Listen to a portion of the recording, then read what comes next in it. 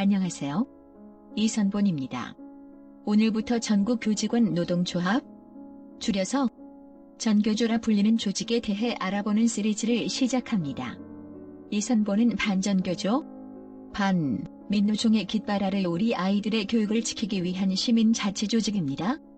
그렇다면 당연히 전교조가 어떤 단체인지 정확히 알아야 합니다. 그들이 우리 사회에서 한 일들을 분석하여 그것이 어떤 가치를 만들고 파괴했는지를 파악하고 그 연장선에 있는 전교조 출신, 친전교조 교육감들이 우리 아이들에게 어떤 영향을 주는지를 자세히 알아야 왜 이런 교육감을 우리가 뽑아야 하는가에 대한 구체적 이유가 생깁니다. 전교조 파헤치기 시리즈를 통해 전교조라는 조직과 논란이 되었던 문제들을 시대 순서로 알아보겠습니다. 첫 번째 이야기는 전교조의 탄생과 합법화입니다. 1960년 3.15 부통령 부정선거에 대한 중등학교 교사들의 규탄 집회 중 교직원의 이해를 대변할 집단의 필요성이 제기됐습니다. 1960년 4월 29일 대구의 여러 중등학교 대표 약 60여 명이 중등교원 노조를 결성한 것을 필두로 국민학교 교원들의 노조도 결성되었습니다. 5월 22일에는 서울에서 전국의 교원 대표 200여 명이 참석한 가운데 전국교원노조 연맹 교원노조가 조직됐습니다. 교원노조는 평교사의 노동권 보장을 주장했으며 현실에 안주하고 정권 협력적인 대한교련을 해체하고 교원노조를 유일한 전국교원 조직으로 공식 승인해줄 것을 정부에 요구했습니다. 그러나 허정과도 정부는 교육공무원은 법에 의하여 일반 공무원과 같은 자격을 가지며 공무원은 정치에 관여할 수 없다 는 말로 교원노조를 인정하지 않습니다. 제2공화국의 장면 국무총리도 공무원 및 교사 노동조합 설립 추진운동을 불법으로 간주했습니다. 결국 5.16 군사혁명 이후 박정희 정권은 교원노조를 해산했습니다. 이후 제3공화국은 교원과 공무원의 노동조합 결성을 금지하였고 이는 1990년대 말까지 이어집니다. 전교조는 스스로 4.19 이후 교원노조 활동을 성공적이라고 판단합니다. 이들은 교원노조가 단합했던 시기를 반공교육, 식민지적 노예교육, 반민주적 독재교육, 지배체제 옹호교육이라 규정하며 국민 통치를 위한 교육으로 규정합니다. 즉 교육을 독재 지배의 이데올로기를 확대 재생산하는 역할로만 본 것입니다. 이 시기에 주로 비공개로 활동했고 현재도 80년대 이전 시기의 자세한 활동과 규모를 알지 못합니다. 몇몇 드러난 사건으로는 국민교육 헌장에 대응하기 위해 교묘히 민주학, 인간학, 자주평화통일을 교육지표로 삼으며 주장한 우리의 교육지표 사건과 다수의 교사들이 연루된 남조선 민족해방전선 사건입니다. 80년대는 70년대 대학 생활을 경험한 소위 진보적인 교사들이 중심이 되어 학교 밖에서 소모임 운동이 확대되었습니다. 이들은 야학, 연극 등 개별 비공개 운동으로 유신을 타파하려 했고 그중 지하 조직으로 나타난 것이 81년 아람회 사건, 불임 사건, 82년 우송회 사건 등이 있습니다. 81년 공개 단체인 YMCA 중등교육자협의회, YMCA 사우회, YMCA 초등교육자협의회 등을 결성하고 활동했지만 군사정권 하에서 활발하지 못했습니다. 교사들은 소모임의 형태로 학교 교육 현장에서 실천운동의 토대를 넓혀갔고 공개단체와 긴밀한 협조를 통해 발전해 나갔습니다. 80년대는 전교조의 핵심적인 이론이 정립된 시기인데 이는 민중교육지 사건에서 잘 드러납니다. 민중교육지 사건은 당시 담당 검사였던 고영주 변호사의 뉴데일리 인터뷰를 통해 알아보도록 하겠습니다.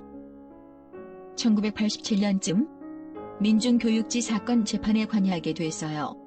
저는 사건 공판만 하는 게 아니라 항상 압수물들을 다 읽어봅니다. 민중교육지에 대한 재판이니 당연히 민중교육지도 다 읽어보고 압수된 노트나 메모도 다 읽어봤습니다. 그런데 노트 중에 이런 얘기가 있더라고요. 지금 전국 대학가가 완벽하게 공산주의 사상으로 의식화가 됐는데 왜 혁명이 이루어지지 않는지에 대한 고민을 한 흔적이 있었습니다. 그래서 나름 분석을 해놓은 것이 대학생들은 머리에 먹물이 들어가서 아무리 의식화 운동을 해도 행동에 제약이 따른다는 겁니다. 그러면 어떻게 해야 민중혁명이 성공을 하느냐? 4.19 혁명 때를 봐라. 그때는 초등학생, 중고등학생까지 모두 거리로 뛰쳐나왔다. 민중혁명이 성공하려면 초등학생, 중고등학생을 의식화시켜야 한다. 그러면 이들을 의식화시키려면 어떻게 해야 하는가? 우리들이 노동조합을 결성해서 학생들을 주도적으로 의식화시켜야 한다. 이 글을 읽고 그때만 해도 그냥 공상을 한다고 생각했어요. 사람이 상상으로야 무슨 얘기인들 못하겠습니까? 그런데 89년도에 갑자기 선생님들이 노동조합을 만든다고 들고 일어난 거예요. 아, 이게 장난이 아니구나란 생각이 들었죠. 민중교육지 사건, 전학년 삼민투의 사건 등으로 가장 핵심 전략인 민족? 민주란 삼민 이념을 교육이 지향해야 할 최고의 가치 규범으로 상정되었습니다. 삼민 이념이란 우리나라를 매국 제국주의의 식민지 또는 신식민지로 인식, 미제를 몰아내고 민족을 해방시켜야 된다는 민중민주주의를 말하는 것입니다. 86년 5월 10일 민중교육지 관련 사법조치에 반발하여 YMCA 중등교육자협의회에서 교육민주화 선언을 발표했습니다. 이를 통해 민주화라는 구호로 국민적 지지를 받았으나 사실 민주화는 삼민을 위시한 민중민주에 불과했습니다. 그러나 그 구호의 진실을 모르는 일반 교사들도 동참하였습니다. 이들은 집회와 대국민, 대교사 선전, 연대기구의 결성, 전체 운동과의 연대 강화 등을 통해 정권에 맞서던 중 6월 항쟁을 맡게 됩니다. 6월 항쟁 후 발빠르게 지역 모임과 공개단체 모임의 논의를 토대로 전국적 모임을 가지며 자주적 교사단체를 결성하기로 결의하고 실천했습니다. 9월에는 전국교사협의회 즉 전교협을 만들고 지역 모임과 공개단체가 단일한 전국 조직으로 발전했습니다. 전교협은 사학 민주화라는 의피를 쓰고 교육 민주화, 교원의 노동 3권 보장, 국정교과서 폐지, 교장 선출 임기제 실시, 학생 집회의 자유 등을 추진했습니다. 그러나 국회를 통과한 교원노조법이 노태우 대통령의 거부권에 의해 무산되자 전교협은 법으로 명확히 규정되는 조직 형태인 노동조합만이 유일한 해결 방안이라고 인식하기 시작합니다. 전교협은 노태우 대통령의 거부권 행사로 전교협이 대중투쟁 임의조직은 한계가 있음을 절감하고 투쟁을 대중의 힘으로 돌파하느냐 아니면 교원노조를 용인하는 정치적, 사회적 변화를 기다리느냐의 기로에 섭니다. 1989년 2월 전교협은 교직원 노조 방침을 최종 결정하고 전교협에서 전교조로 전환하여 조직 형태를 갖춥니다. 동시에 참교육을 전면에 내세웁니다. 2만 명의 가입 교사 전원을 해직 처리하겠다고 선포한 정원식 문교부 장관과 전교조가 표방하는 참교육의 실체에 대해 글을 쓴 고영주 당시 대검 공안 검사의 노력으로 90%가 탈퇴하고 남은 1,500명 정도가 해직됩니다. 그러나 해직된 교사가 본부, 지부, 지회를 담당하여 조직을 사수하기 시작했고 사태 극복을 위해 교육부, 교총, 전교조로 구성된 3자 교육대개혁위원회를 제안합니다. 이 투쟁은 해직교사 원상복직 추진위원회 서명으로 이어졌고 한 달 만에 5만 명이 넘는 교사가 참여하면서 전교조 교사대회로 이어지게 됩니다. 김영삼 정권 때 해직교사의 복직이 가능해지면서 전교조 합법화 논의도 이루어집니다. 또한 1,519명의 해직교사 중 1,200명의 교사가 교단으로 복귀하면서 현장 중심의 전교조 활동이 가능해졌습니다. 노사관계개혁위원회는 기존 노동조합이 아닌 별도의 교원단체로 인정하는 것을 골자로 한 특별법 제정을 검토하였으나 전교조는 강하게 반발하며 철야 농성, 교사 선언 등을 통해 노조 합법화를 주장했습니다. 김대중 대통령 당선 이후 노사관계개혁위원회가 노사정위원회로 전환되고 합법화가 논의됩니다. 교원의 노동권 보장을 촉구하는 선언은 광주, 전남을 시작으로 대구, 충북, 경북으로 이어져 전국 8,900여 명의 교사들이 선언에 참여했습니다. 합법화는 연대단체로 이어졌으나 김영삼 정부에 의해 좌절되었고 전교조와 민노총은 대중투쟁으로 노동법 개정을 강제해야 한다는 원칙을 가지고 노동자 대회를 개최하여 총력투쟁을 결의했습니다.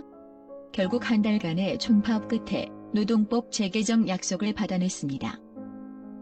합법화는 시기가 절묘하게 맞아 들어갔는데 첫째, OECD에 가입하고자 하는 김영삼 정부의 노력에도 불구하고 OECD 노동조합 자문위원회는 한국을 교사와 공무원의 단결권을 막고 제3자 개입을 금지하는 노동후진국이라고 하며 가입을 반대했습니다. 김영삼 대통령은 결국 결사의 자유와 단체 교섭권 등 노사관계 법규를 국제적 기준에 부합토록 개정할 것을 확약한다는 외무부 장관의 서한을 OECD로 보내는 등 교원노조의 합법화를 염두 깊이 둡니다. 둘째, 1997년 노사정위원회는 IMF를 해결하기 위해 구조조정을 위한 노동법 개정 문제를 논의합니다. 노사정위는 민주노총과 전교조의 합법화라는 당근과 정리하고 변형근로시간제라는 채찍을 동시에 제안하고 결국 99년 1월 6일 교원의 노동조합 설립 및 운영 등에 관한 법률이 국회 합법 노조가 되고 회원이 늘기 시작해 전국 40만 교원 중 5만 5,666명으로 출발해 노무현 정권인 2003년 3월 9만 3,860명을 정점으로 2012년 5만 4,759명으로 줄고 있습니다. 합법 후 공개적인 대중운동을 시작하여 신자유주의를 반대하고 노동자 계급의 주도성을 강화시키는 운동을 전개합니다. 많은 분들이 아시다시피 정치적 활동을 많이 전개하고 현재 일제고사 폐지, 외고자 사고 폐지 등 많은 부분에서 투쟁하고 있습니다. 전교조는 한국의 민주화운동과 괴를 같이 합니다. 민주화운동이 있는 곳은 전교조가 있었고 전교조가 있었던 곳은 곧 민주화운동의 타이틀을 갖습니다. 우리는 그 민주화가 어떤 민주화인지 알고 있습니다. 바로 민족, 민주, 민중의 타이틀을 기초로 한 민중민주주의라는 민주화입니다. 삼민 이념이 북한의 민족해방인민민주주의 혁명 전략에 동조하는 이적 이념이니 법원의 확정 판결에 의해 판명되자 이들은 민주, 민중, 인간화 교육을 제시하는 참교육이란 용어를 들고 나왔습니다. 과연 참교육이 무엇인지 당시 촌지에 분노하고 있던 국민들이 참교육이 주장하는 것이 촌지 거부와 같은 것이라 생각했는데 그게 맞는 것인지 다음 시리즈에선 참교육에 대해서 알아보도록 하겠습니다. 감사합니다.